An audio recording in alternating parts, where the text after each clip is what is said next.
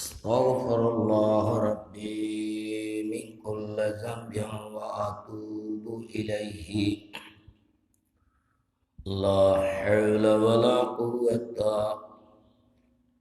إلا بالله العلي العظيم.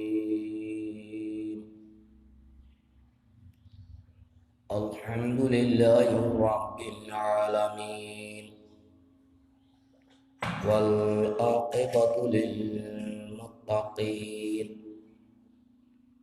الحمد لله رب العالمين، والصلاة والسلام على سيد المرسلين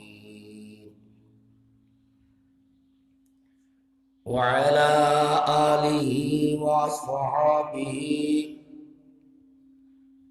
وأولياء أمته كلهم أجمعين. إن الله عز وجل في شان حبيبه آمرا ومخبرا. إن الله وملائكته يصلون على النبي يا أيها الذين آمنوا صلوا عليه وسلموا تسليما. صلى الله على سيدنا محمد وآله وأصحابه وسلم. صلى الله على سيدنا محمد وعليه وأصحابه وسلم. صلاة يا رسول الله عليكم، سلام يا حبيب الله عليكم. महमा मोहताज तू हाजत रवा, अलमदद आए गौसे आज़म सैयदा सलातुनिया रसूल अल्लाह अलैकुम, सलामुनिया हबीब अल्लाह अलैकुम। अऊज़ु बिल्लाहि मिनश शैतानिर रजीम। बिस्मिल्लाहिर रहमानिर रहीम। युखादिऊना अल्लाह वल्लज़ीना आमनू वमा यख़दऊना इल्ला अन्फुसहुम वमा यशऊरून। सदक़ल्लाहुल मौलानाल अज़ीम व सदक़ रसूलुहुन नबियुल हबीबुल करीम व नहनु अला ज़ालिका मिनश शाहिदीन वश्शाकिरीन वल्हम्दुलिल्लाहि रब्बिल आलमीन। रब्बि सल्लि व सल्लिम व बारिक अलैहि।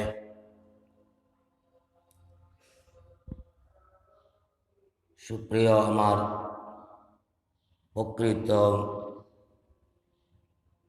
सुन्नी मुस्लिम अकीदा आले सुन्नत वाल जमातेर फात मत विशेषी एवं मसलके आले हजरत रादियाल्लाहु ताआला अन्हु, आज जुमार दिन আপনাদেরকে জানাচ্ছি আন্তরিক মোবারকবাদ। আল্লাহ পাক রব্বুল আলামিন আমাকে আপনাকে সবাইকে আল্লাহ যাকে যেখানে অবস্থানে রেখেছেন আপন আপন জায়গায় ঈমান আকীদার সহিত আল্লাহ আমাদেরকে বাঁচিয়ে রাখুক এবং বর্তমান সবাই ফেসবুকে মাহফিলের মাধ্যমে অবগত আছেন, দিনের পর দিন নতুন নতুন ফিরকা আমদানি হচ্ছে। যে সমস্ত ফেরকাগুলো আমরা নাম শুনতাম, আপনারও নাম শুনেছেন, প্র্যাকটিক্যাল বাস্তবতা আমরা দেখিনি, শুনেছিলাম, অনুসরণ বক্ত আমরা দেখিনি, কিন্তু ইদানিং অনেক ফেরকা বাংলার জমিনে প্রকাশ পেয়েছে। বিভিন্ন দরবার, বিভিন্ন গ্রুপ থেকে, বিভিন্ন স্থান থেকে নতুন নতুন ফিরকাগুলো এখন প্রকাশ পাচ্ছে। এতে আমাদের দুঃখ নেওয়ার, পেরেশানি হওয়ার কোনো কারণ নেই, যেহেতু রসুল পাক সাল্লাল্লাহু তাআলা আলাইহি ওয়াসাল্লাম কিয়ামতের পূর্বে সমস্ত ফেরকাগুলো বের হয়ে যাবে। যে সমস্ত ফেরকাগুলি বিলুপ্ত হয়েছিল সেগুলি সহ বর্তমান সব ফেরকাগুলো প্রকাশ পাচ্ছে। আমি সংক্ষেপে বলছি,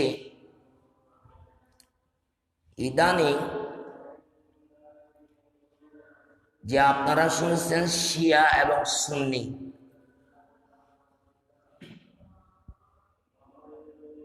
শিয়া সুন্নি নিয়ে সবচাইতে ইরানের মধ্যে ওয়াহাবি সুন্নি নিয়ে তেমন আন্দোলন নেই, ওখানের আন্দোলন শিয়া সুন্নি। আর আমাদের বাংলাদেশে আজ থেকে প্রায় 20 বছর বা কিংবা 15 বছর পূর্বে সবচাইতে বেশি পরিচিত ছিল ওয়াহাবি আর সুন্নি।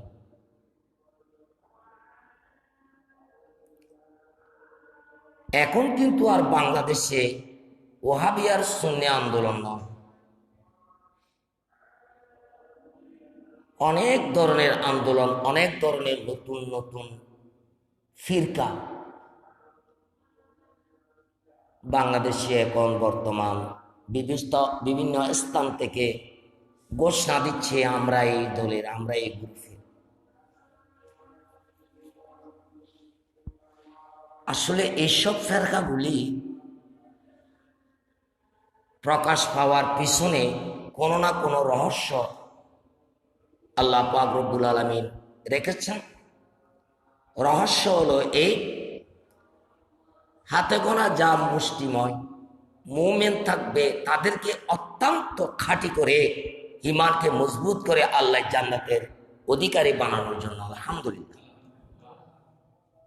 এটা দুঃখ নেওয়ার মতো, আফসোস করার মতোই কিছুই নেই। তবে যারা আমরা মুমিন আছি, আল্লাহ আরো নতুন নতুন ফিরকাগুলি যেন আমরা দেখে যেতে পারি। সব ফেরকার ভেতর থেকে মধ্যখানে থাকিয়ে আমরা যেন সাদা কাপড় পরে যেতে পারি। সুবহানাল্লাহ, এটা আমাদের আল্লাহর শুকর আদায় করতে হবে।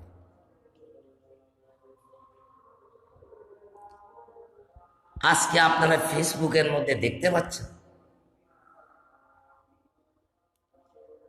হযরতে আমিরে মুআবিয়া রাদিয়াল্লাহু তাআলা আনহু কত বড় জলিল কদর একজন সাহাবী, যিনি কাতেবে ওহী ছিলেন। কাতিবে ওহী ছিলেন। আজকে সে একজন সাহাবী, ওনাকে যেভাবে কঠোরভাবে গালি দিচ্ছে শুনলেন কলিজা কাঁপে। হায় আল্লাহ, মুখে দাড়ি, নায়েবে রাসূল, কোরআন পড়লো, হাদিস পড়লো, ইমাম মানে, মুজাহাম মানে, এই ধরনের ব্যক্তিরা আজ বাংলার জমিনে বিভিন্ন স্থানে দরবার বানিয়ে, আসন বানিয়ে, শাহজাদা বনে গ্রুপ বানিয়ে, দল, নতুন নতুন দল বানিয়ে আমিরে মুআবিয়া রাদিয়াল্লাহু তাআলা আনহুকে এত বড় গালি দেওয়া। আমি আজকে শুনেছি ইমামে হায়াত নামে একজন গ্রুপ বাংলাদেশে আছে, নাম তার নাকি ইমামে হায়াত।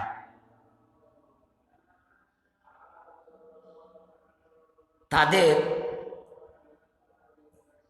অনুসারীর মধ্যে একজন বক্তা ওই ইমামে হায়াত বসা আছে।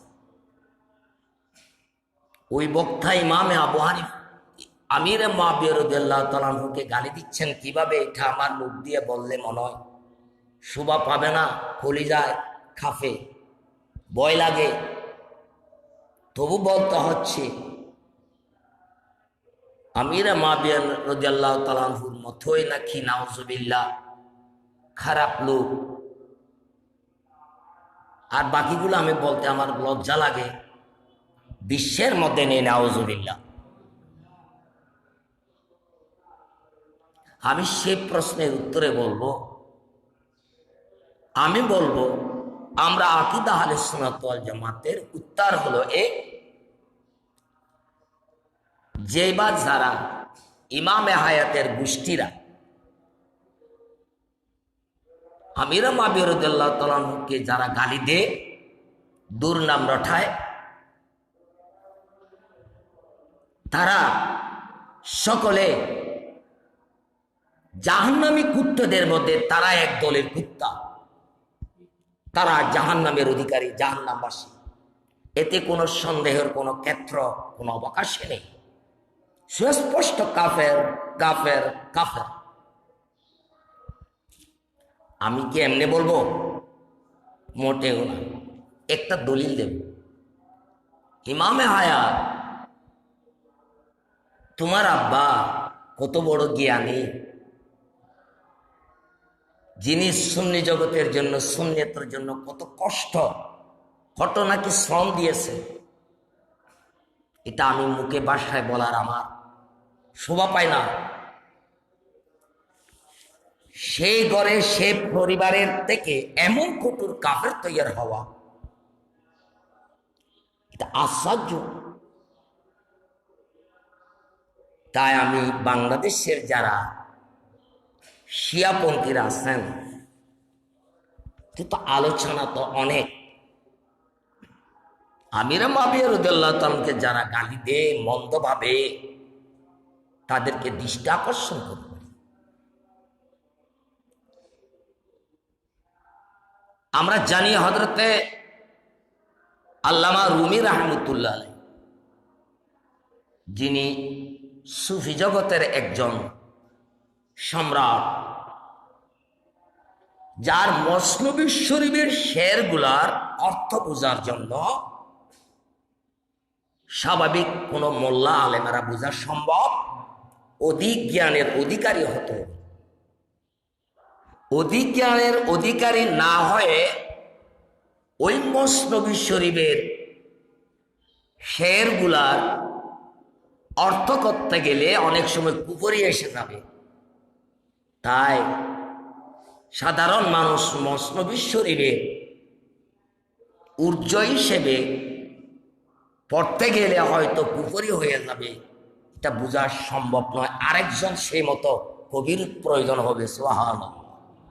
সেই রুমি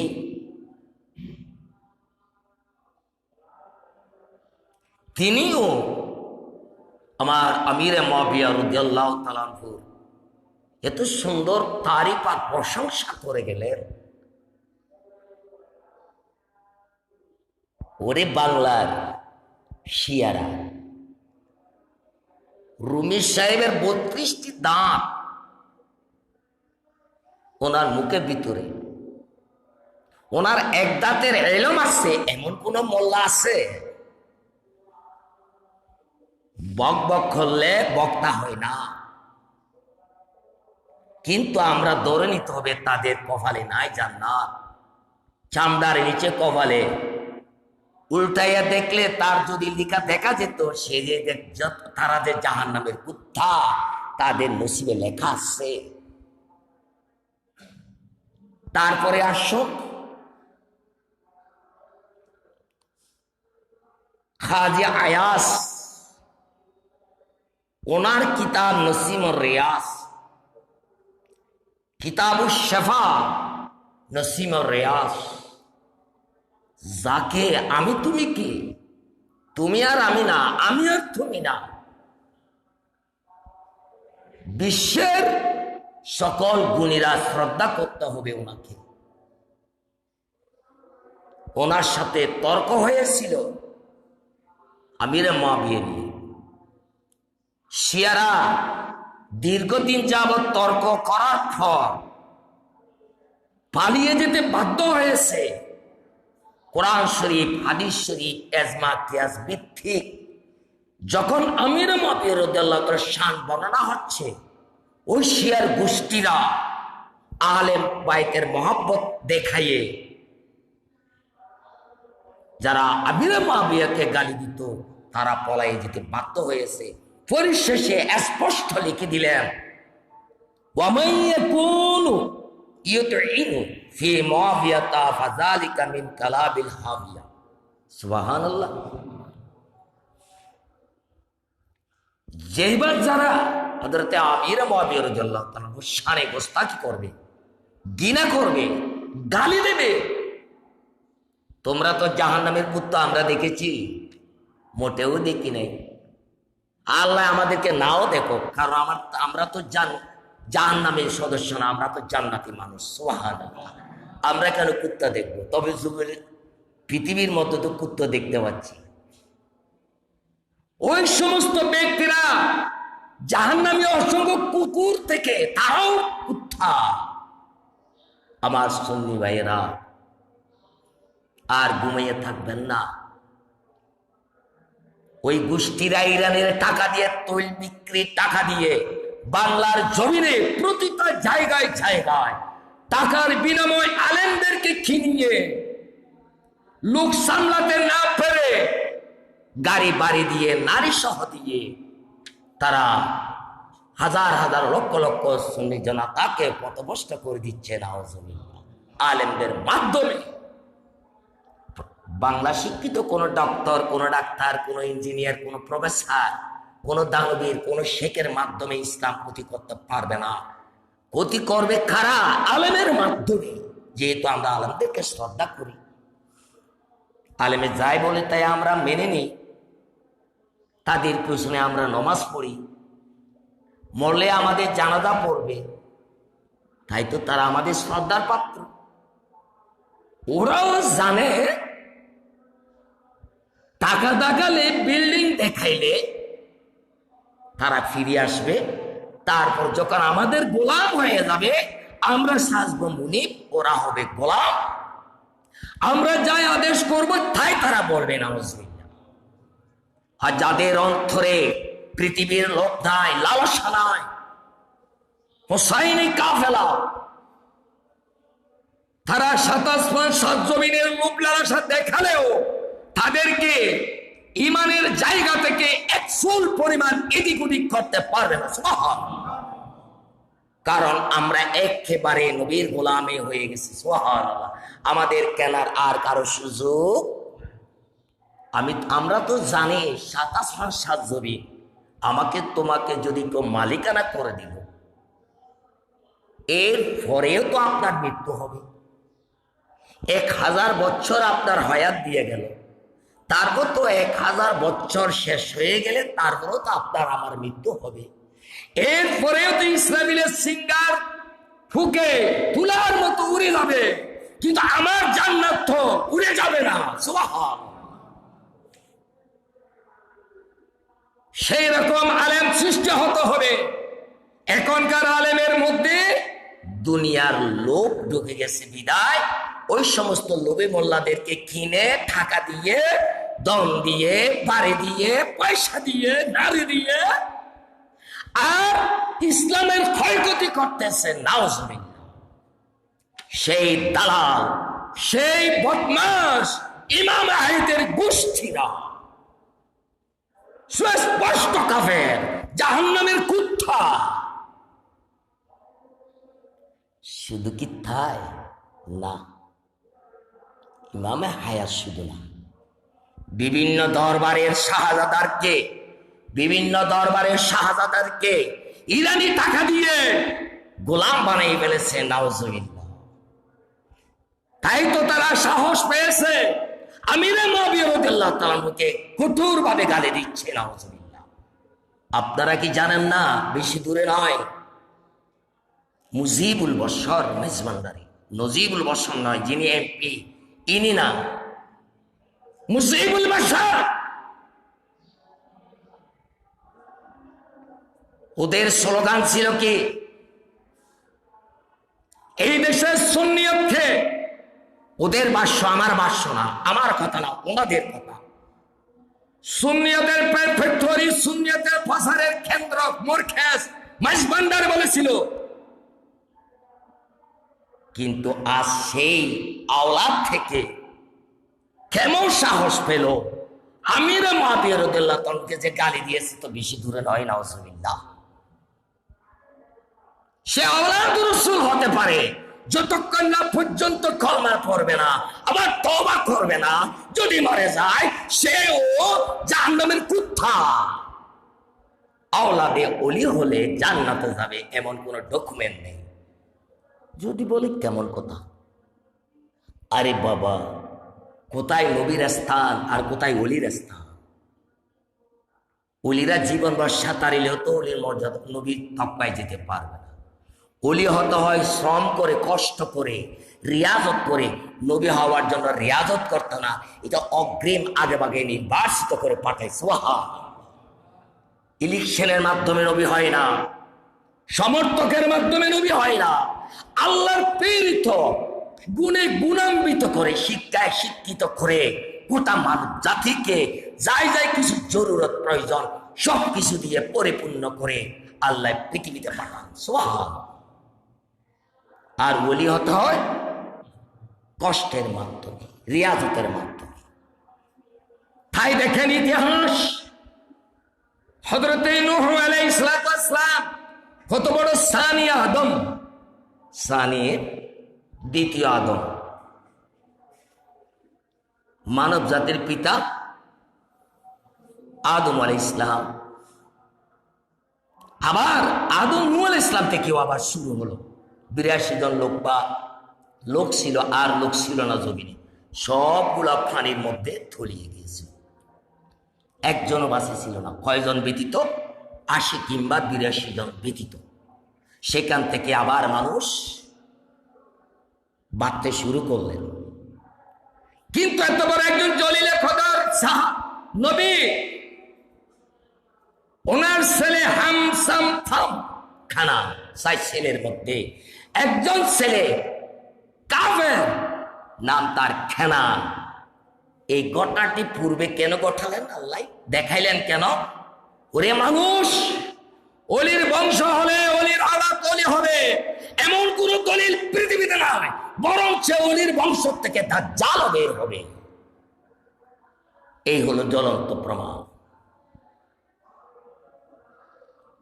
তাই আমি বলে দিচ্ছি বাবারা, শিয়া যারা আছো, তোমরা এমনি শিয়ার হননি, আপনাদের টাকার বিনিময়ে চলে গেছেন, এটা 100%। যদি না হয়, আপনারা তো 10-20 বছর পূর্বে তো সুন্নি ছিলেন, ইদানিং কেন শিয়া গ্রুপে গেলেন?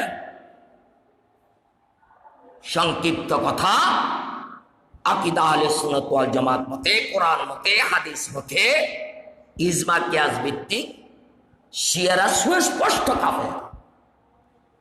আমি আর একটু ইঙ্গিত দিয়ে যাচ্ছি।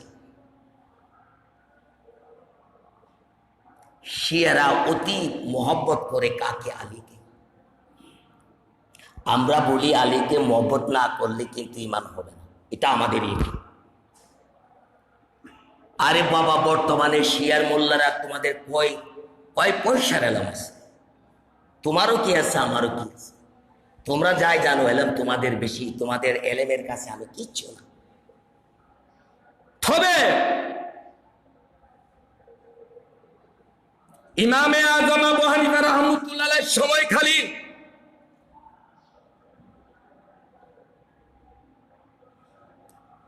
রাফেজিরা এসে ইমাম আবু হানিফাকে প্রশ্ন করলেন, হুজুর, সাহাবী এবং আহলে বাইতের মধ্যে কোনটার উপর মর্যাদা বেশি, একটু বললে খুশি হব। সুবহানাল্লাহ। প্রশ্ন করলেন কাকে? ইমামে আযম আবু হানিফা রাহমাতুল্লাহ আলাইহি। তখন ইমাম আবু হানিফা বললেন, প্রশ্ন তো তুমি একাই করলেন, উত্তর তো দেব তুমি শুনবে, কিন্তু আরো দলবল নিয়ে এসে একসাথে প্রশ্ন করি। তোমাকে বললাম আগামী সপ্তাহে আসি। সে কি করলো? অনেক মানুষ নিয়ে, জ্ঞানী গুণী নিয়ে ইমাম আবু হানিফার দরবারে আসলেন, প্রশ্ন করলেন। ওই ব্যক্তি দাঁড়িয়ে সম্মানের সহিত বললেন, সালাম দিলেন, হুজুর, আমার গত সপ্তাহের প্রশ্নটির উত্তর আপনি দেন। বললেন, আবার বড় প্রশ্ন। বললেন, সাহাবায়ে কেরাম এবং আহলে বায়ত উভয়দের মধ্যে কার মর্যাদাটা বেশি? হুজুর মুস্কি হাসি দিলেন। সুবহানাল্লাহ। ইমামে আযম আবু হানিফার আশেপাশে বেশিরভাগ কবুতর থাকতো, অনেক ফাঁকি উড়াল দিত। ইমাম আবু হানিফা উনি কে? যার ভবিষ্যৎবাণী আল্লাহর নবী দিয়েছে,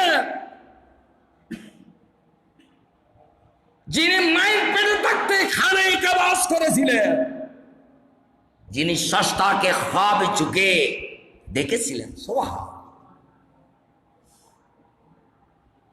আপনারা কি টাকার লোভে কি একেবারে পরকালের ভয় কি একটু নেই বাবা? ভয় কি একটু নেই? কয়দিন খাবি, কয়দিন থাকবি সেই বিল্ডিংয়ে, কয়দিন করবি শাহজাদাগিরি? কোন না কোন একদিন তো যেতে হবে 3.5 হাত মাটির নিচে। তখন কে যাবে?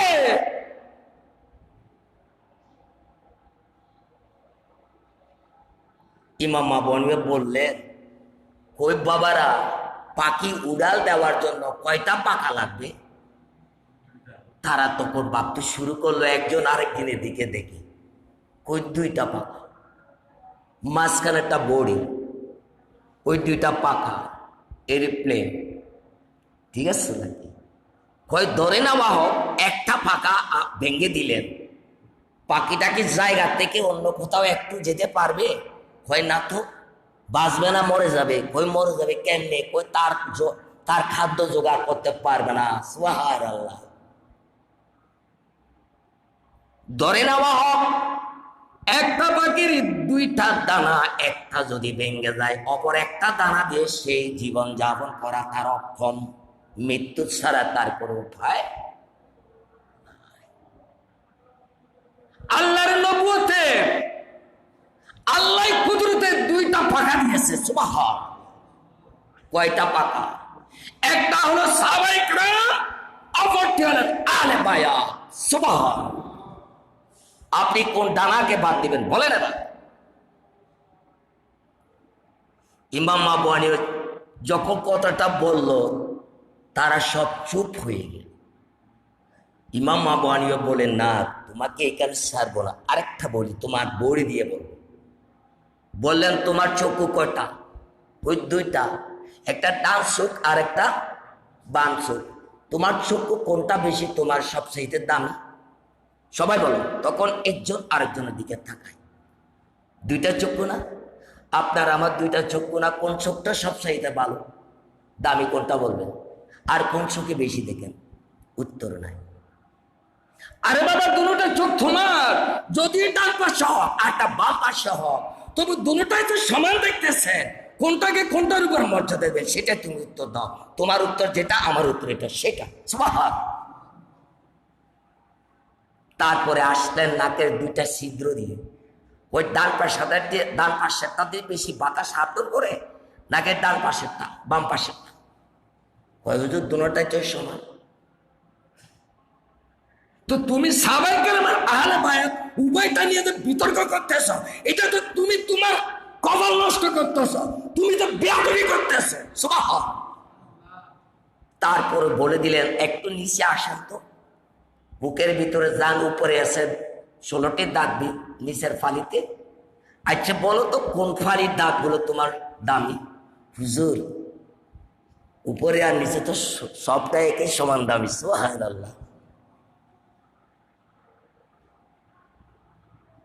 দেখেন, এই জিহ্বাকে হেফাজত করে লক্ষ্যে 32টি দাঁতে, যেমনি ভাবে 32টি দাঁতের বাইরে গেলে জিহ্বা আঘাত হয়, ব্যথা পায়। তারপরে আসলেন দাফে দাফে, তিনি 2 ঠোঁট দিলেন। উপরে ঠোঁটের দাম বেশি না নিচে ঠোঁটের দাম বেশি? উত্তর নাই। তারপরে আসলেন, তোমার বাম হাতের মর্যাদা বেশি না ডান হাতের মর্যাদা বেশি? তারপরে আসলেন, বাম পায়ের মর্যাদা বেশি না ডান পায়ের মর্যাদা বেশি? ওই শিয়ার গোষ্ঠীরা, ওই বদমাশেরা হেরে গেলেন। পরিশেষে আমার ইমাম আবু হানিফা রাহমাতুল্লাহ আলাইহির কদমে অনেকেরা পড়ে চুমু খেলেন এবং বললেন, হুজুর, আপনার এই যুক্তি আমাদের জন্য যথেষ্ট। সুবহান। আমরা আজকে শিক্ষা পেলাম কি? আহলে বায়াত তো আমাদের চোখের মণি, সাহাবায়ে কেরামরাও আমাদের চোখের মণি। 2 ডানা দিয়ে যদি জীবনে যেতে চান, আপনি জান্নাতে যেতে চান, এই 2 ডানা বিহীন যেতে পারবে না। 1 ডানার উপর ভরসা করলে পাখি উড়াল দিয়ে বাসায় যেতে পারবে না, জায়গায় মরে যেতে হবে। আমার সুন্নি ভাইয়েরা, সুন্নি আলেম সমাজেরা কেন ঘুমিয়ে আছে? আমরা গ্রামে গ্রামে যারা খতমে কোরআন পড়ে তাদেরকে আমরা হুঙ্কার বলি, ঠিক না বাবা? হ্যাঁ, তাদের মর্যাদা তেমন বেশি দিই না আমরা। না দেওয়ার পিছনে কারণ আছে, কারণ বাড়ি বাড়ি গিয়ে খতম পড়ি, তাই তাদের মর্যাদা কমে যায়। কেননা গুণী মানুষ কোনোদিন কারো দ্বারে যায় না। হে বাংলার আলেম সমাজরা, ভুলে গেছো? আবারও নতুন করে আমার বলতে হচ্ছে সংক্ষেপে। ইমাম মালিক রাদিয়াল্লাহু তাআলা আনহু, তিনি মদিনা শরীফের সভাপতি থাকতেন। একদা বাদশাহ হারুনুর রশিদ রাহমাতুল্লাহ আলাইহি, উনি মদিনা শরীফ জিয়ারতে গেলেন। গিয়ে দেখতে পেলেন মদিনা শরীফ সামনে নিয়ে বসে আছে এমন ভাবে যেমনি মনে হয় এক বন্ধু আর বন্ধুর সাথে আলাপ করতেছে। সুবহানাল্লাহ। অর্থাৎ রাসূলের সাথে আলাপ করতেছে। হায়াতুন নবী, কামলিওয়ালা নবী। গুন গুন কেন শব্দ হচ্ছে? বাদশাহ হারুনুর রশিদ দেখলেন এত গরিব, চিরা কাপড়, বেশভূষা তেমন কোনো ঠিক নাই, নবীর প্রেম এত বর্ষি নিয়ে বসে আছে। যার পরিশেষে অনেক পিছনেও অনেক ইতিহাস রয়েছে, সামনেও অনেক রহস্য আছে। তো মাঝখান থেকে বলছি শিক্ষার জন্য। বাদশাহ হারুনের একটা ইচ্ছা হলো, হ্যাঁ, এত বড় গুণী দিয়ে যদি, জ্ঞানী দিয়ে আমার 2 ছেলেকে যদি পাঠদান করাতে পারে, তাহলে আমার ছেলেরাও তো অন্তত পক্ষে গুণী হয়ে হবে, সুবহান, জ্ঞানী হবে। কিন্তু এই ব্যক্তিকে আমার বাসায় কেমনে নেব? আর আমার বাড়ি তো দূরে, ওনার বাড়ি তো মদিনা শরীফে, আমি কিভাবে নেব? একটা বাসায় গিয়ে দেশে ফিরে গেলে একটা বুদ্ধি আটকাবো, বুদ্ধি করবো। যাক, অস্করে চলে গেল জিয়ারত করে। তিনি একটি চিঠি লিখলেন বাদশাহ হারুনুর রশিদ, মধুর ভাষায় আদবের সহিত, যে হুজুর, আপনার স্বভাব চরিত্র দেখলাম আপনার পারিবারিকের মধ্যে অনেক সমস্যা আছে, কারণ আপনার পরনের কাপড় দেখলাম ছিঁড়া, পুরাতন, ইচ্ছে অর্থের অভাব। আমি আপনার জন্য আমি রথ পাঠাবো, গোড়া পাঠাবো, দুলদুল গোড়া। আপনি গোড়ায় চড়ে আমার দরবারে আসবেন আর যাবেন, সিপাই শালা দেব, উপযুক্ত টাকা দেব, বাড়িঘর করে দেব। চিঠিতে লিখবেন, শুধু আমার 2 ছেলেকে ফরানোর জন্য আসবেন আমার দরবারে। এই চিঠি লিখে দূতের মাধ্যমে পাঠালেন কার কাছে? ইয়া মালিক রাদিয়াল্লাহু তাআলার কাছে। দূত গিয়ে দাঁড়িয়ে আছে, হুজুর জানে লিখা পড়তেছে বা লিখতেছে বা পড়তেছে। যতক্ষণ না শেষ হয়নি ততক্ষণ দাঁড়িয়েছে। যখন হুজুরের ইচ্ছায় হুজুর দাঁড়ালেন, দেখলেন একদম সুন্দর মানুষ, পোশাক দবদবে সাদা। সালাম দিলেন, চিঠিটা হাতে দিলেন। ইমাম আবু হানিফা রাহমাতুল্লাহ আলাইহি চিঠিটি আগাগোড়া পড়ে চোখ বুলে, পরপৃষ্ঠে খালি জায়গা আছে, কলমও আছে, লিখে দিলেন। কি জানে কি লিখছে, চিঠিটি বাস করে দিলেন, ভরে দিলেন লেপার ভিতরে। যাও বাদশার কাছে নিয়ে পাঠিয়ে দাও। সুবহানাল্লাহ। কি লিখছে দুটো জানে না, খুললে তো পড়লে জানবে। নিয়ে গেলেন বাদশাহ হারুনের সাহেবের কাছে। চিঠিটি পড়ে দেখলেন, হায় আমি কি বাদশাহ, আসল বাদশাহ তো তিনি। সুবহান, আমার দম, আমার দৌলত, আমার বাদশাহিত্ব ওনার সামনে 1 সেকেন্ডের মর্যাদা যতটুকু, আমার রাজত্বের মর্যাদা তো অতটুকু নাই। সুবহান। ওনার উজির নাজিরেরা হতভম্ব হয়ে গেলেন, চোখের পানি ধরতেছে। ব্যাপার কি বাবা, আপনি তো বাদশাহ, তো কাঁদতেছেন? কই আমি কাঁদতেছি না, আমি আঘাত পেয়েছি, আমি এই বেয়াদবি কেন করলাম? কই কি লিখছে বলো না। কই আমি লিখলাম এইভাবে। আমাকে উত্তরটা দিল কি, পানি কারো দ্বারে যায় না। পানি কারো দ্বারে যায় না। তোমার যদি তৃষ্ণা হয় তুমি পানির দ্বারে যেতে হবে। পানিকে লাখবার ডাকলে তোমার কাছে আসবে না। জ্ঞানীদের মর্যাদা কতটুকু দিয়েছেন ইমাম মালিক। আজ ওই ধরনের গুণীরা অর্থের কাছে, সাধারণ মানুষের কাছে দুয়ারে দুয়ারে গিয়ে দাঙ্গা দিচ্ছে, ইসলামকে অপমান করছে, গুণীদের মর্যাদা কমাচ্ছে। নাউজুবিল্লাহ। এখন শুরু হয়েছে বোকারি কথা। খতমের পিছনে মোল্লারা ঢুকে পড়েছে, সুন্নিয়ত যে কোথায় যাচ্ছে খবর নাই, বোকারি খতমের পিছনে লেগে আছে। ওই সময়টায় যদি সুন্নিয়তের জন্য একটু গবেষণা করত, বাংলার জমিনে শিয়ারা, রাফিজিরা এত সহজে স্থান পেত না। সুবহান।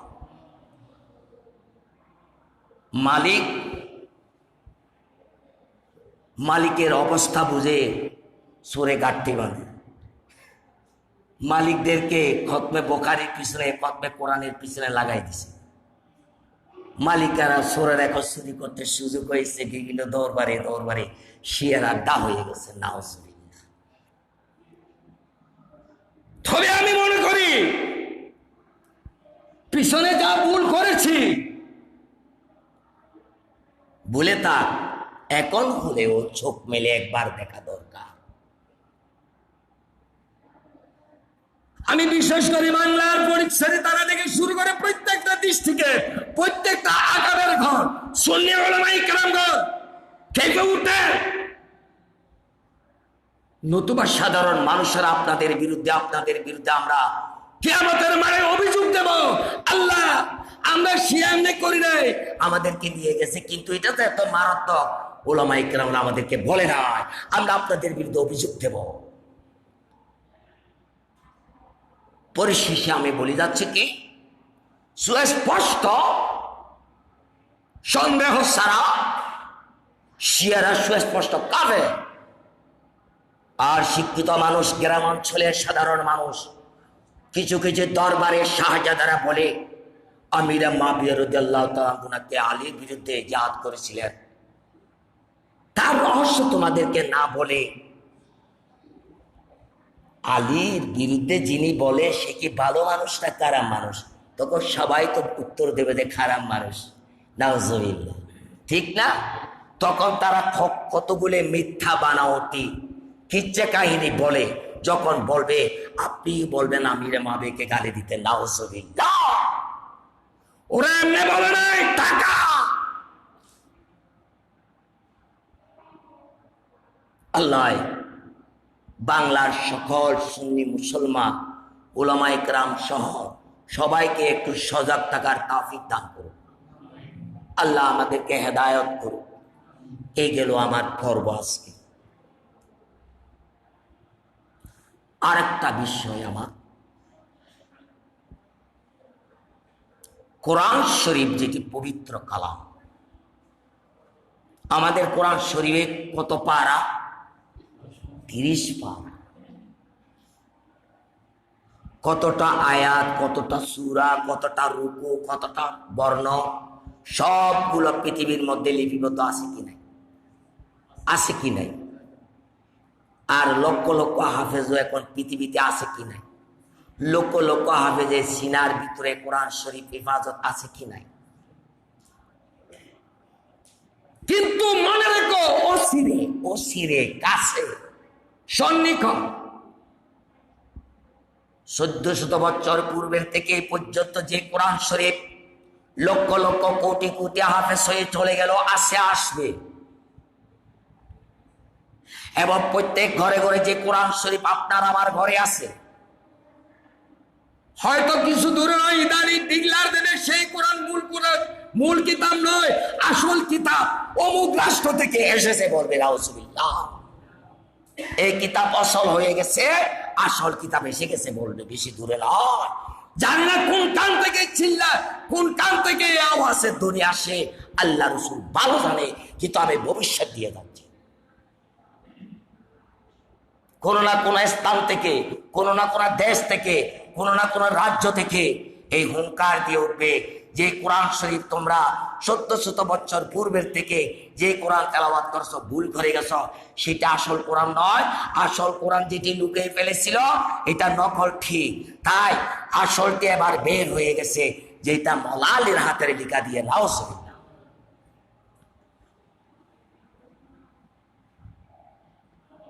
আমি এইসব কথা বলতে পারি কেন? আমি জান্নাতে যেতে চাই। সুবহানাল্লাহ, আমার জান্নাতের দরজা খুলে না, যেন আমি শিগগিরই চলে যেতে পারি। জীবনে থাকতে ভালো লাগে না, কখন জানি তার মুক্তি পাবে, ঠিক না? ইমানদাররা কখন চাই মুক্তি পাবে, জান্নাতে যেতে। সুবহানাল্লাহ, এই হলো আমার একটি ভবিষ্যৎবাণী দিয়ে যাচ্ছে। আরেকটি দিয়ে যাচ্ছি, বেশি দূরে নয়। জাতি ধর্ম নির্বিশেষে সকলে মিলে একটি ধর্ম, সেই ধর্মের নাম হলে তাওহীদে আদিয়ানী নামে ঘোষণা হবে। বেশি দূরে নয়। কি নামে ধর্ম? হিন্দু, বৌদ্ধ, খ্রিস্টান সকল জাতি মিলিয়ে একটি ধর্ম, সেই ধর্মের নাম হবে তাওহীদে আদিয়ানী, একত্ববাদী ধর্ম। বেশি দূর নয়, সেটাও ঘোষণা হবে। তো কোন আলেমেরা বলবে, কিরে আমাদের ঘরের মাল কোথায় রে? কিরে আমার অমুক কোথায়? তখন বলবে একটা টোকাতে গেলে একটা পাবে না। কিন্তু ব্যাপার কি? যেমন মনে করেন আপনার ঘরে একটা মুরগি জবে করার জন্য একটা ছুরি আছে, ধান কাটার জন্য কাঁচি আছে, গাছ কাটার জন্য কুড়াল আছে না? অনেক খুঁটিনাটি জিনিস থাকে না? সবগুলো তো সব কানে থাকে, কিন্তু সব সময় তো ব্যবহার হয় না। কোন সময় যদি ঘরে ডাকাত ঢুকলো, সুর ঢুকলো, একদিন একটা দিয়ে গেল, জানি না কয়টা জিনিস কোন কানে রাখছি। হয়তো একদিন আপনি যখন ধান কাটার সময় আসলো, কাঁচি টোকাচ্ছেন, ফির আবার কাঁচি করুন। আরেকদিন হয়তো মুরগি জবাই করার জন্য ছুরি চাচ্ছেন কিনা আমার ছুরি কোথায়, গাছ কাটা কোদাল কোথায়, কোদাল কোথায়, এটা টোকালো পায় না, ওটা টোকালো পায় না, পাবে কোথায়? তুমি তো বুখারী কুতুবের পিছনে ছিলা,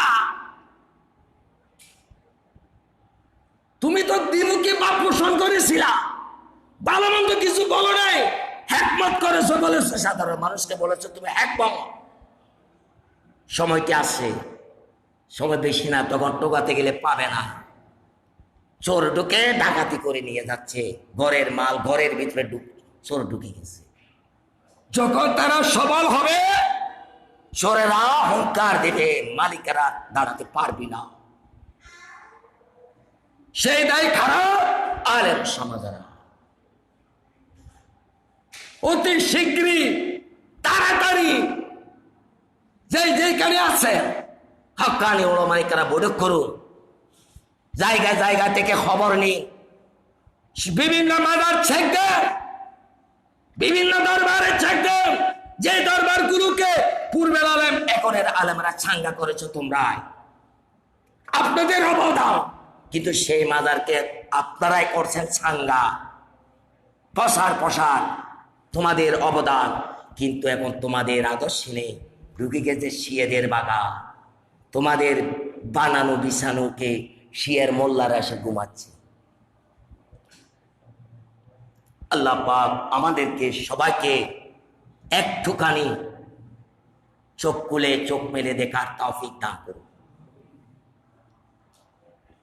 তারপরের আলাপ হলো কোরআন শরীফ যেটি আমরা পড়ি, এটা কি মাখলুক না গায়রে মাখলুক? এটা আমি মাহফিলের মধ্যে যদি কোনো বক্তারা যদি বলে, লক্ষ লক্ষ শ্রোতা আছে আমার মতো মূর্খ, কোরআন শরীফ মাখলুক নয়, কেউ বুঝবে? কয়জনে বুঝবে? কিন্তু মোল্লা তো বলে গেল, আরে বাবা কোরআন শরীফ কত সুন্দর কুকুলের সুর দিয়ে বলল, সেই সুর তো আমার নেই, আমি না হলে বলে শোনাতাম, কিন্তু আমার কণ্ঠের সুর নাই। হয়তো আল্লাহ এতে দেয় নাই, ভালো করছে, এটা শুকরিয়া। যদি এইভাবে সুর দিত আর আমি এভাবে কিতাব দেখতাম না, আমি ওই কতগুলো বক্তা আছে নতুন নতুন গান গায়, মাহফিলে গিয়ে শরীরকে এমন এমন ডুলাইয়া ডুলাইয়া নারীদের মতো, হয়তো সেরকম হয়ে যেতাম। আল্লাহ সেটাও বাঁচাচ্ছে আমাকে। সুবহান। শিক্ষকরা পাঠদান করার সময় কি হেলাধুলা করে নাকি? এই সময় জ্ঞান দিচ্ছে আর জ্ঞান লচ্ছে, জ্ঞানদাতা জ্ঞান দিচ্ছে আর জ্ঞান আহরণকারীরা জ্ঞান দিচ্ছে, সেই সময় কি গান গায়ে ডুলাডুলি করে? আরে বাবা শ্রোতারা বসে সবাই কত সুন্দর অজানা, কত কিছু জানে না, সুন্দর ভাষায় দিয়ে তাদেরকে কিছু কিছু এমন এমন সূত্রগুলি জানাই দাও যেগুলি বাতিলের থেকে বাঁচতে পারে। সেই ধরনের জ্ঞান তো তখন দেখবা জ্ঞানে শিক্ষিত সমাজেরা বসবে। এখনকার প্রত্যেক মোল্লাদের গায়কের মতো সেই মাহফিলে জ্ঞানীরা বসে না, বসে কার মতো? খেতকামারি লোকের মতো কিছু লোকে বসে মাঝে মাঝে গান মারে, হই আল্লাহ করে। আরে বাবা এটা বক্তা এমন তেমন না। আরে মাদ্রাসা ফাঁদ দেওয়ার সময় কি গান গাইছিল? বুখারী শরীফ পড়াচ্ছেন, মুসলিম শরীফ পড়াচ্ছেন, মিশকাত শরীফ পড়াচ্ছেন, ফিকহের কিতাব যখন শিক্ষা উস্তাদেরা পড়ায় কেমন মনোযোগ দিয়ে শুনতে হয়, এইগুলো কিতাবের ভেতর থেকে পড়ে ছাত্রদেরকে শেখাচ্ছে। সেই সময় মন কত ঠিক থাকতে হতো, কত জ্ঞানের জরুরত হয়েছিল। এত সামনাসামনি বসে বোঝাতে কষ্ট হচ্ছে, আর তোমার মাঝে মাঝে গান আর হেলা, গায়ের শরীর বড়ি হেলালের দুলার দিকে মানুষ বুঝে। তোর গায়ের হেলন দুলন দেখে তো তারা সব ভুলে গেছে, তোর শরীরের বডি দেখার জন্য গেছে, আসলে ওয়াজ শোনার জন্য। আমার কথায় রাগ করলে আমার কিছু আসে আর যায় না, রাগ করার জন্য বলছি। কোরআন শরীফ যেটি, এটা কি মাখলুক না গায়রে মাখলুক? আপনারা কি বলবেন? কইস একেবারে তো আওয়াজ দিয়ে তো আসে নাই, আসে। আমি যদি বলি বাবা ওয়াটার অর্থ কি, আপনারা একটু বলেন তো ওয়াটার অর্থ? অন্তত পক্ষে 100 জন মানুষ থাকলে, এখন 100 জন না, যে যিনি একেবারে লেখাপড়া করে না সেও বলবে যে ওয়াটার, তো পানি বলতে পারবে। কারণ বাংলাদেশি মানুষ দাবে দাবে বাংলা ভুলে যাচ্ছে, ইংলিশ হয়ে যাচ্ছে, ঠিক না? 100 ভাগের মধ্যে 20 ভাগ গ্রামেও ইংলিশ, আঙ্কেল মানকেল এসে এসে গেছে, ঠিক আছে? রিক্সাওয়ালা পর্যন্ত জানে ইউনিভার্সিটি, কিন্তু বিশ্ববিদ্যালয় করে চিনবে না। নিউ মার্কেট বললে চিনবে, তার বাংলা বললে। তাহলে আমাদের বাংলাদেশে ইংলিশ খুব চালু হচ্ছে, ভালো লাগে না? জানি না আগামীতে মনে বাংলা থাকবেও না, ইংলিশ হয়ে। তা মাখলুক মানে সৃষ্টি। মাখলুক অর্থ কি? সৃষ্টি। আল্লাহ ব্যতীত, আল্লাহ ছাড়া আর সবই কিছু সৃষ্টি। সুবহানাল্লাহ।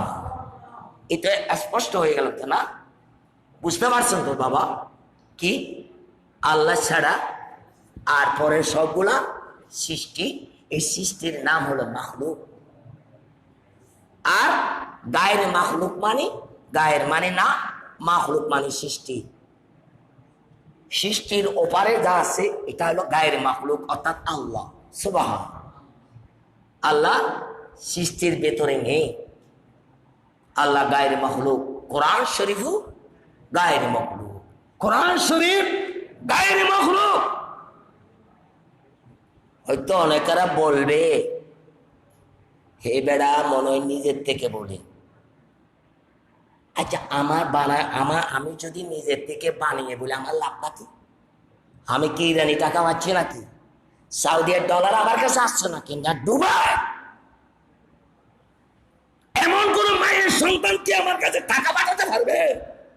সংস্কার আছে। হযরত উমর রাদিয়াল্লাহু তাআলা যে রাস্তা দিয়ে যেত আসতো, শয়তান 70 গজ দূরে থাকতো। সুবহানাল্লাহ। উমরের ইমানের তেজ, তাকত, শয়তান ভয় পেত।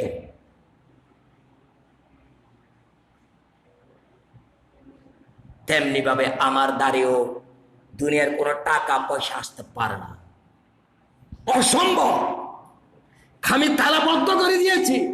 ঠিক তেমনি ভাবে যদি সমস্ত আলেমারাও যদি বন্ধ করে দিত, তাহলে ইরানের টাকা বাংলাদেশে এসে শিয়ার প্রসার হতো না, হতো না। ইমামে আজম আবু হানিফা রাহমাতুল্লাহর কাছে প্রশ্ন করলেন, হুজুর কোরআন শরীফ এটি কি মাখলুক না গায়ের মাখলুক? ইমাম আবু হানিফা রাহমাতুল্লাহ আলাইহি, আমি একটু নিজের অর্থ আমি নিজে বলি না, আমি কিতাবের নাম সহ বলবো, এবারতটি পড়ে দেব। কি পড়ে দেব? ইবারত। হয়তো আমার ইবারত পড়ার মধ্যে ভুল হতে পারে, ভুল ধরবেন না, কিন্তু কথাটা তো বুঝতে পারবেন, ঠিক আছে নাকি? এখন নাকি মানে বহস চলতেছে বাংলাদেশে, ঠিক না? এক মোল্লায় বলল, এই আল্লাহর দর নাকি রাসূলকে দিয়া, আল্লাহ গেলেন গায়েব হইয়া। রাসূলের দর নাকি আজমিরে দিয়া বসে আছেন আজমিরে। এই মোল্লার গানটা শুনে আরেক মোল্লা, অর্থাৎ হেতার নাম কি, এনায়েতুল্লাহ আব্বাসী, যার না এখন ঠিক ঠিকানা, সকালে এক গ্রুপ, বিকালে এক গ্রুপ, আসরত আসলা 8টা গ্রুপ, 24 ঘন্টায় 12 হিন্দুদের মাঝে 12 ঘন্টায় 12 মাসে 13 পূজা। 12 মাসে কয় পূজা? কাদের কোন ধর্মে? তবু বলে বাকি থাকে দুর্গা পূজা। 12 মাসে কত পূজা? তারপরও বাকি থাকে। আমার এনায়েতুল্লাহ আব্বাসী সাহেবের 24 ঘন্টায় মনে হয় 24 গ্রুপ করে, তবু একটা গ্রুপ বাকি থাকে সামনেরটার জন্য, নাউজুবিল্লাহ। তার কোনো ঠিক ঠিকানা নেই, কিন্তু প্রকাশ হয়ে গেছে। আসলে সে কোন গ্রুপে সে নিজেও জানে না, নিজেও জানে না। কিন্তু আমি প্রথমে ভালোবাসতাম, হ্যাঁ উনি তো মনে ভালো আলেন। দেখলাম যার নাই ঠিক ঠিকানা, তার এলমার কালাম বক্তা দিয়ে কি করব? কোনো কাজেও আসে না। খালি সে মোল্লাকে ভালোবাসতে গেলে আমি তো নষ্ট হয়ে যাব। সকালে আর বিকালের কোনো, কেন রসুল বলছেন সকালে ইমান আনবে বিকালে আরাবে, বিকালে ইমান নিয়ে বাসায় যাবে, ভোরে আবার বেঈমান হয়ে মরবে। তো এই মোল্লার দাঁড়ে গেলে আমার ইমানে ঠিক থাকবে? তা বাংলার সুন্নিরা এই মোল্লার দাঁড়িয়ে তার চিল্লায়, সে চিল্লাম, সেই মোল্লায় ওই মোল্লাকে বলল, যে মোল্লায় বলছে আল্লাহর দন রাসূলকে দিয়ে আল্লাহ গেলেন গায়েব হয়ে। এই বক্তব্য শুনে এনায়েতুল্লাহ, অর্থাৎ এটা গেয়েছিল কে? এই আপনার গিয়াসউদ্দিন তাহিরি। গিয়াসউদ্দিন তাহিরি ওই গানের জবাবে এনায়েতুল্লাহ আব্বাসী বললেন, তুমি কাফের কাফের কাফের, এবং কি তুমি ফতোয়ায়ে স্বামীর ইবারত পড়তে পারবে না। 1 লক্ষ টাকা, হ্যাঁ এনায়েতুল্লাহ আব্বাস কত টাকা? 1 কোটি। আবার গিয়াসউদ্দিন তাহিরি ডিক্লার দিলাম যে আমি সেলেস গ্রহণ করলাম, 2 দিনের ভিতরে সেলেস দত্ত হবে, 1 কোটি টাকা। কি পড়ার জন্য? ফতোয়ায়ে স্বামীর ইবারত। উনি বলছে পারবে না, পারলে 1 কোটি। উনি বলে আমি পড়বো, সেলেস ধরলেন। আচ্ছা, এখানে সেলেসটা করে লাভটা কি? এটা কি জাদুর খেলা, প্রতিযোগিতা? এখানে আমাদের প্রশ্নটা কি, সেটার উত্তর আমরা চাই।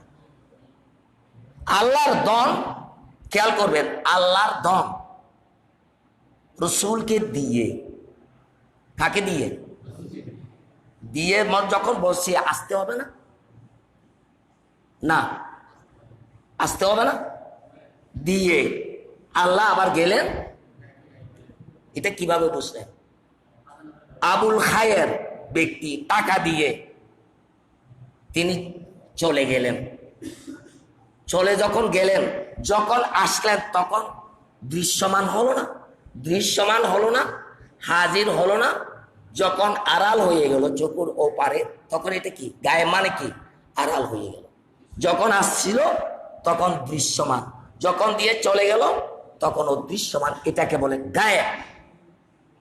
চোখে কানে না দেখে এগুলোকে বলে কি? গায়েব। ঠিক আছে নাকি বাবা?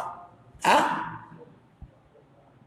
তখন যাক, এখন আমার প্রশ্ন হলো কি, গিয়াসউদ্দিন তাহিরের কাছে আমি জানার জন্য কিতাব কোরআন দিয়ে বুঝিয়ে দিলে আমরা খুশি হব। ছেলে ধরবেন না। আর ফতোয়ায়ে স্বামীর আবার তুমি পড়তে না পারলে কিছু আসা যায় না। আর হেও যদি বলে যে এই সে, আর তুমি তার দ্বারে যেও না, সে পক্ষস্য করলো। আর তুমি যদি সুন্নি থাকো, তুমি তোমার জায়গায় তুমি অটল থাকো, তুমি তার কাছে ফতোয়ায়ে স্বামীর আবার পড়ার জন্য যেতে হবে না। যদি তুমি সত্যিকার নবীর গোলাম হও, যদি সুন্নিয়তের খেদমতের উদ্দেশ্য যদি থাকে, এটা নিয়ে তুমি গবেষণা করো বিজ্ঞ আলেমের কাছে, যে হুজুর আমার তো মনে ভুলে গেছে, এটা কোন আলেম সমাজে তো লেখে নাই, কে জানি লিখছে, আমারও কেমন জজবা এসেছে, হয়তো আমি বলেই দিলাম। কি দিলাম? আল্লাহর দান রাসূলকে দিয়া, ওরে আল্লাহ গেলেন গায়েব হইয়া। এত একটু তো নড়ে, ভালো লাগে।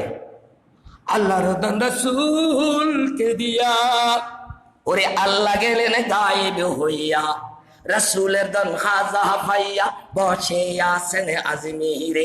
এতে কেমন কেমন জানি করে, শরীর বড়ি কেমন কেমন করে। নাটক না? নাটক না? অভিনয় না? লজ্জা না? যখন ওয়াহাবিরা ডিলা করত, পেশরাব করে মাটি ডিলা জায়গায় লাগাইয়া এমনি না মানুষের সামনে দৌড়ে দৌড়ি করে 40 কদম মারতে হবে, তাহলে কেন করে? এটা লজ্জা না? এটা বউ মেয়েরা দেখলে লজ্জা পাবে না? দেখো আমার শাশুড়ি কেমন করে, করে ডিলা করে তো সুন্নত বাবা, মানুষের সামনে এভাবে ধরে ধরে থাকি। এটাকে আলাদা সাক্তার আছে, আলিসা রুম আছে তো কেউ বাবা। আরে বাবা, বড় গরিব 22 সাল তোমার 22 তো 10 জন মানুষ আছে, হয়তো তোমার গ্যাস জমে গেছে, বাইটা আওয়াজটা বড় হবে, তো আপনি একটু বাইরে সরে যান, দূরে গিয়ে আপনার কাজ সেরে আসেন। ঠিক আছে নাকি বাবা? মানুষের সামনে যদি আপনি টস করে দেন, কেমন যান, সবাইকে তো হাসালেন, কিন্তু কাজটা ভালো করছেন, কিন্তু হাসি তো আসে, হাসি আসে না? ঠিক কতগুলি অভিনয় আছে যেগুলো বলে আইব, দোষ। কারণ রাসূল সাল্লাল্লাহু আলাইহি ওয়াসাল্লাম তো তাকরীর করার সময় এভাবে তো করেনি। ও তো জানি না, আমি জানলো ও তো জানাবেন, খুশি হব। তো আল্লাহর রসুলকে দিয়ে আল্লাহ গেলেন গাইব হয়ে, হুজুর আমি এত অ্যাক্সিডেন্ট হয়ে গেলাম, এটার উপর কোনো সমাধান আছে? তখন নিশ্চয় কোনো না কোনো আলেমারা, বিজ্ঞ আলেমারা তা গবেষণা করে তার উত্তরটা দিব। আমি বলবো, আমি যতটুকু জানি, যতটুকু আমি বুঝি, আল্লাহ দন রসুলকে দিয়ে। কখন দিলেন আল্লাহকে? আল্লাহ দন কোন দিন দিলেন, কোন জায়গায় দিলেন, তার উত্তরটা আমি চাই ইমান আমার শক্ত করার জন্য। হয়তো আগে জানতাম না, তোমার মাধ্যমে জানবো আর কি।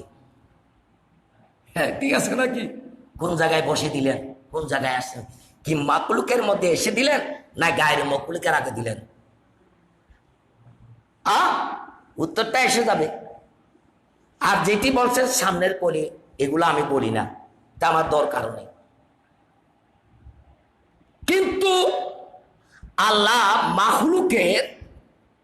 মাখলুকের ভিতরে আল্লাহকে দেখা এটা অসম্ভব। সুবহান।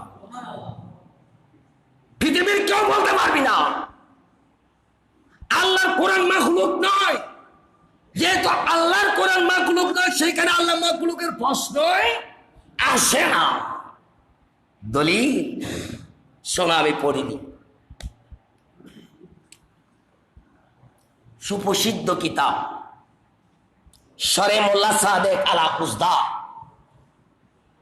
আমি যদি কেউ দেখতে চান আসলে দেখাবো, কিন্তু কিতাবটা লেবনান মিশর থেকে ফোন দিলে লাইব্রেরি মাকতাবা তার নূরকে বললে নিয়ে এসে দিলেন।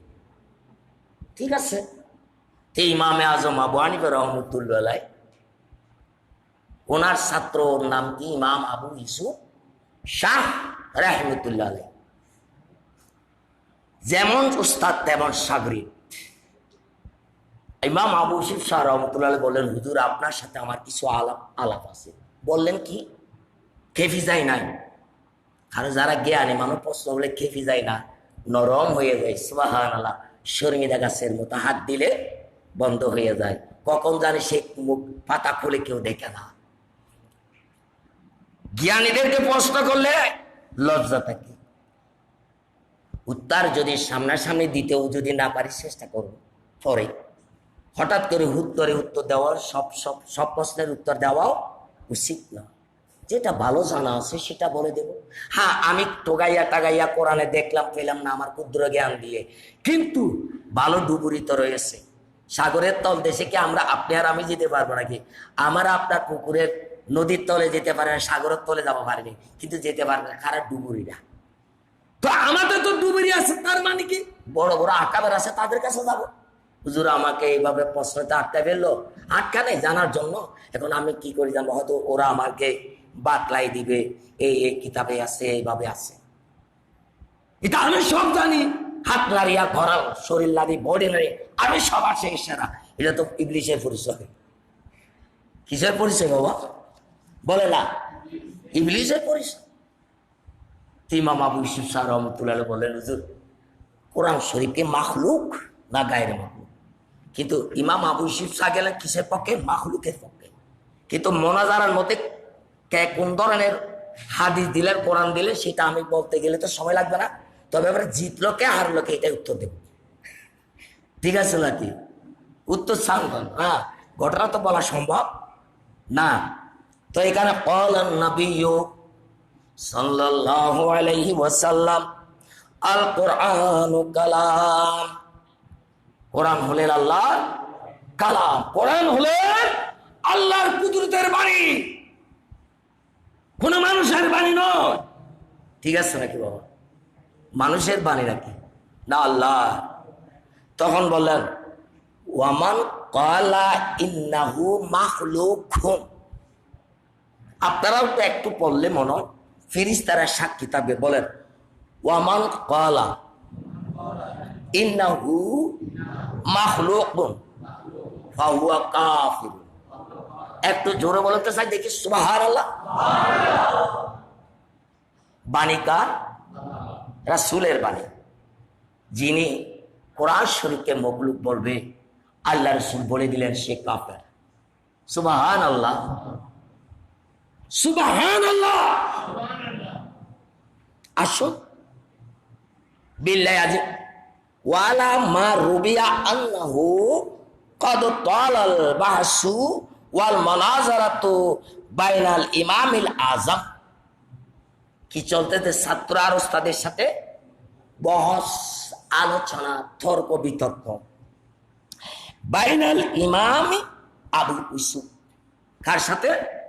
ইমাম আজম আবু হানিফা রাহমাতুল্লাহ আলাইহি আর ইমাম আবু ইউসুফ শাহ রাহমাতুল্লাহ আলাইহি, উভয়ের মধ্যে বহস হচ্ছে। পরিশেষে ফি মাসআলাতি, কোরআন শরীফের মাখলুক আর গায়র মাখলুক নিয়ে আলোচনার মধ্যে খাদিমাল কালামি ওয়া খালকিহি সিত্তাতা আশহুরিন, এই বহসটি 6 মাস হয়েছিল। সুবহানাল্লাহ বলেন, 6 মাস। তাহলে কি জুমার দিন আপনাদেরকে আমি সব বলতে পারবো? আমি বলতে চেয়েছিলাম কি 6 মাস। কয় মাস? কি বিষয় নিয়ে? আর বাবা আপনারা বলবেন না কোরআন শরীফ নিয়ে, এটা কি মাখলুক না গায়রে মাখলুক? কয় মাস? কারা কারা? এখন এর মধ্যে মুরিব্বিরা আমাদেরকে অস্ত্র দিয়ে গেছেন, যন্ত্র দিয়ে গেছেন, সামান দিয়ে গেছেন। এরপরে আমরা যুদ্ধের মাঠে কেন হেরে যাব? কেন হেরে যাচ্ছেন? শিয়ারা বাংলাদেশের মধ্যে কেন দরবারে আশ্রয় নিচ্ছেন? মোল্লারা কেন ঘুমিয়ে আসেন? নতুন কোরআন আবির্ভাব কিভাবে হতে পারে? প্রত্যেক ঘরে ঘরে বাংলার জমিনে বিশ্বের মধ্যে যেই কোরআন আছে সেই কোরআনে আসল কোরআন, আর কোন নকল কোরআন কোথাও আসতেছে, আমদানি হয়েছে। এইগুলা সব কুফরি কথা, এইসব কোরআন নয়, কোরআন নয় নয়। এদিকে কান্দাওয়াও কুফরি। আপনার ঘরের কোরআন আপনি বুকে ঝড়াইয়ে ধরেন, সুবহান। কয় মাস? 6 মাস পরে উত্তর আসছে। খাদিমাল কালামি ওয়া খালকিহি সিত্তাতা আশহুরিন সুম্মা ইসতাকাররা রাআইতুহুমা আলা আন্নাল কাওলা বিকালকিহি কুফরুন। সুবহানাল্লাহ। পরিশেষে উত্তর এসে গেল, কোরআন শরীফকে যারা মাখলুক বলবে সুস্পষ্ট কাফের। কি কাফের বলেন না?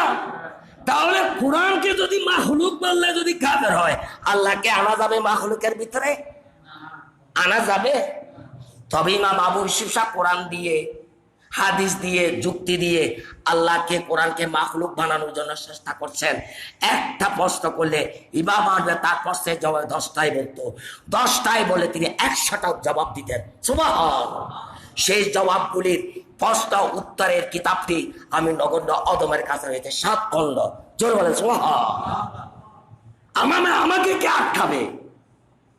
আমাকে আটকানো যাবে না। কিন্তু আমার এলম কম, সমস্যা হলো এটা, আমাকে জাতি চিনে না, আমাকে স্থান দেয় না, আমাকে জায়গা দেয় না, আমি তাকে চাইও না। আমি একটা জায়গা তাই জান্নাত। আমি মনীষীদের থেকে শিক্ষা নিয়েছি। বাড়ি বাড়ি দৌড়ে দৌড়ে, ঘরে ঘরে ধর্ণা দিয়ে আমি রোজগার করি নাই, করবো না। কাঠ কেটে খাবো, মেহনত করে খাবো, কারো গোলাম হব না। একজনের গোলাম আমি, লা ইলাহা ইল্লাল্লাহ। তারপরে যার গোলাম হলে আল্লাহর গোলাম হয়। কুনতু মা রাসূল ইসলাম ওয়া কুনতু আবদাহু ওয়া রাসূলুহু। তুমি যদি আল্লাহর প্রকৃত গোলাম হতে চাও তাহলে নবীর গোলাম বনে যাও। সুবহানাল্লাহ। বুঝতে পারছেন নাকি? হ্যাঁ। তা শুন, যেখানে কোরআন মাখলুক নয় সেইখানে আল্লাহ মাখলুকের কোনো প্রশ্ন আসে না। তোমরা যত দলিল দেবা সবগুলো খণ্ডে দিয়েছে। 374টি প্রশ্ন ইমাম আবু ইউসুফ সাহেব করেছে। 300 কয়টা? 70টি। কয়টা? ইমাম আবু হানিফা 1000টি দলিল দিয়েছেন। সুবহানাল্লাহ। কিসের ভয়?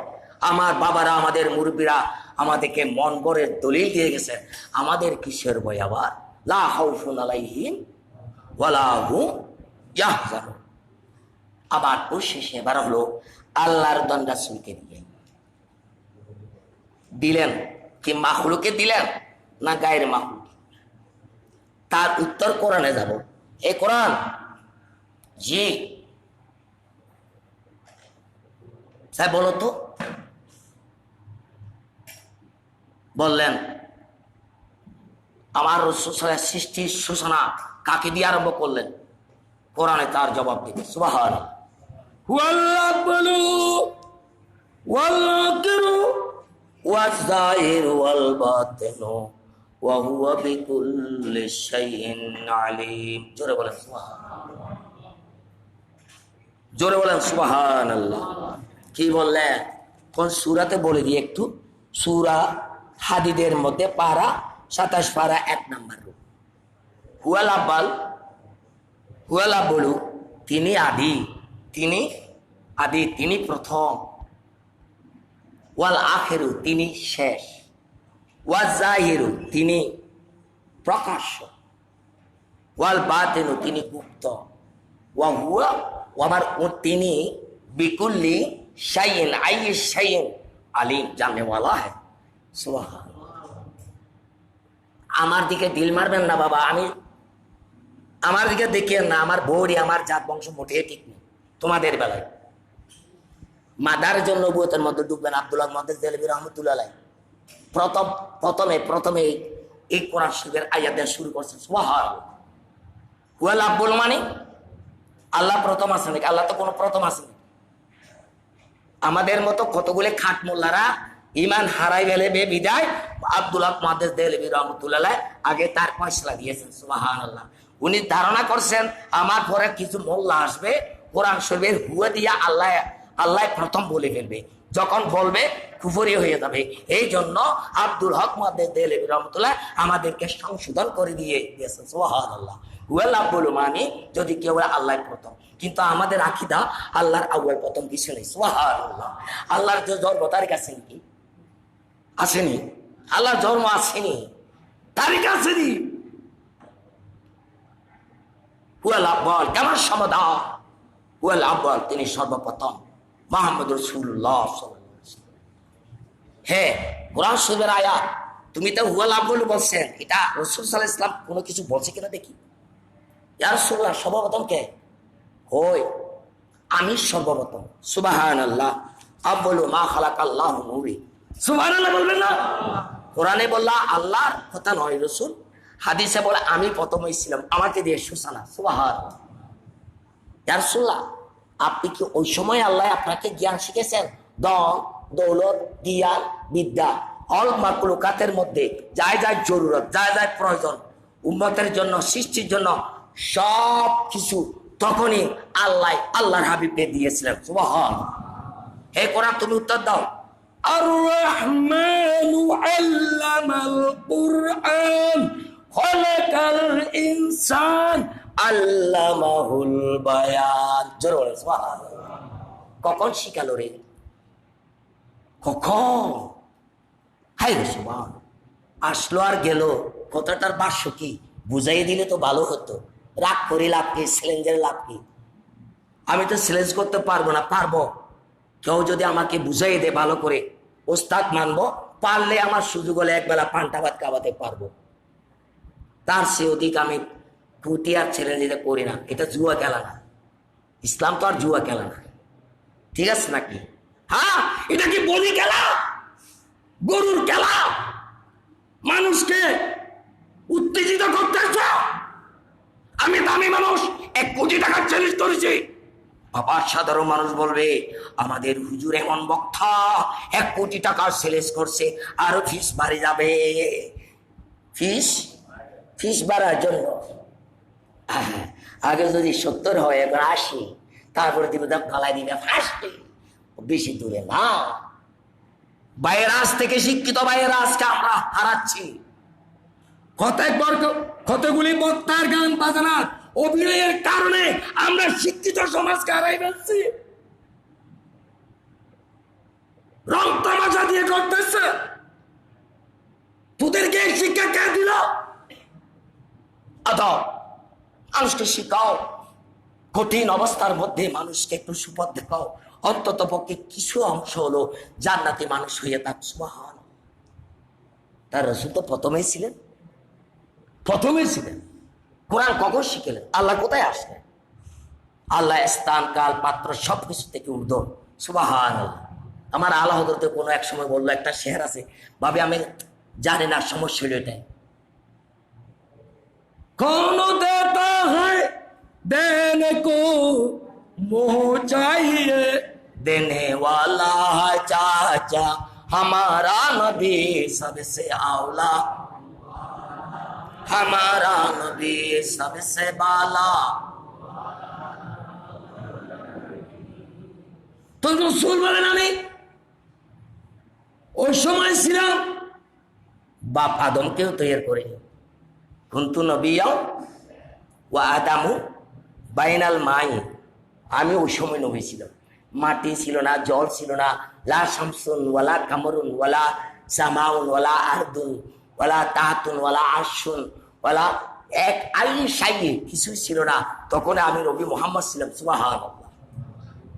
अल्लाह रसूल सिखाने वाला अल्लाह है और सीखने वाला रसूल है। देने वाला अल्लाह है, लेने वाला रसूल अल्लाह है। देने वाला जाने कितना दिया, लेने वाला जाने कितना लिया। सुभान अल्लाह।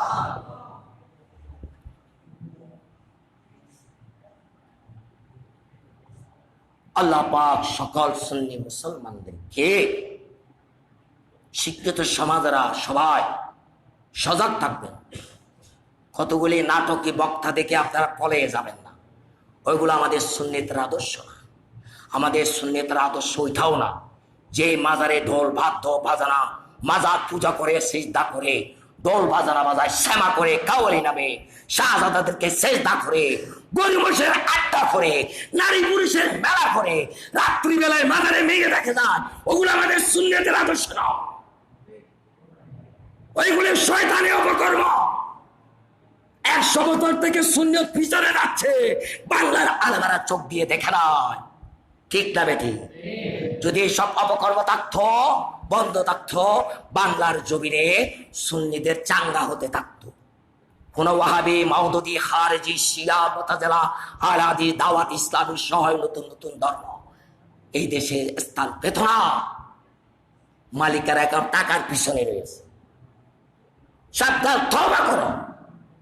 হ্যাঁ, আমার বক্তব্যের ভিতরে কোন রকমের কবিরা গুনাহ কিংবা শিরিকমূলক কোন বাণী যদি যায়, আমাকে শুধরাই দিবেন। বলতে হবে, হবে না? অ্যাক্সিডেন্ট হবে। হাঁটার ক্ষেত্রে, পা হাঁটার ক্ষেত্রে উষুধ খেয়ে আঙ্গুল ফেটে যায়, ঠিক না? কিন্তু নিয়ত করে তো বাইর হয়নি। ড্রাইভাররা গাড়ি নিয়ে যায়, অ্যাক্সিডেন্ট হয় মাঝে মধ্যে। দীর্ঘক্ষণ আলাপ করতে গেলে হয়তো অনেক কিছু শব্দ এদিক ওদিক হবে। যদি কুফরিমূলক যদি কিছু পেয়ে থাকো, আমাকে শুধরাই দিবেন, আমি তওবা করব, ভুল স্বীকার করব।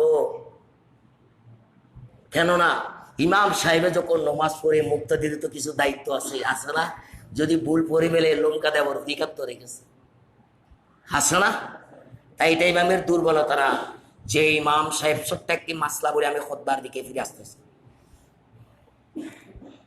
কোন মানুষ, ইমাম সাহেব হোক কিংবা আমি, আমরা সবাই, আপনারা সবাই মুক্তদি।